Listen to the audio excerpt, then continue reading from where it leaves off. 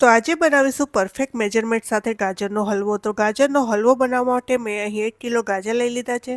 તેને સારી રીતે ધોઈને સ્ટીન નીકાળીને ક્રશ કરી લીધા. પછી લઈ લીધી એક કઢાઈ. એમાં 3 ચમચી ઘી નાખીશું. ઘી ગરમ થઈ ગયું છે તો એમાં ક્રશ કરેલા ગાજરની છીણ નાખી દઈશું. એને 5 થી 7 મિનિટ સુધી ફેરવીને મિક્સ કરી લીધા. હવે ગાજર ઘીમાં સારી રીતે સંતળાઈ ગયા છે તો એમાં 500 ml અમૂલનું ફેટવાળું દૂધ નાખી દઈશું. 1 કિલો ગાજરની સામે મેં 500 ml દૂધ લીધું છે તો થોડી વારે હલાવીને તેને પાકવા દઈશું.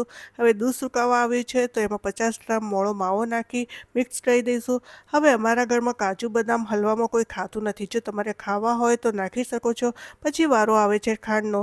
તો અહીં 500 ml દૂધની સામે 5 ચમચી ખાંડ નાખી એટલે 100 mlની સામે 1 ચમચ ખાંડ. આ હિસાબથી જો તમે ખાંડ નાખશો તો ગાજરનો હલવો બહુ ગળ્યો બી ના લાગે અને ફિક્કો બી ના લાગે. પછી થોડી વારમાં હલવો તૈયાર થઈ ગયો તો ઉપરથી થોડા કાજુ નાખી દીધા. હવે રેસીપી સારી લાગી હોય તો લાઈક, શેર અને કમેન્ટ જરૂર કરજો.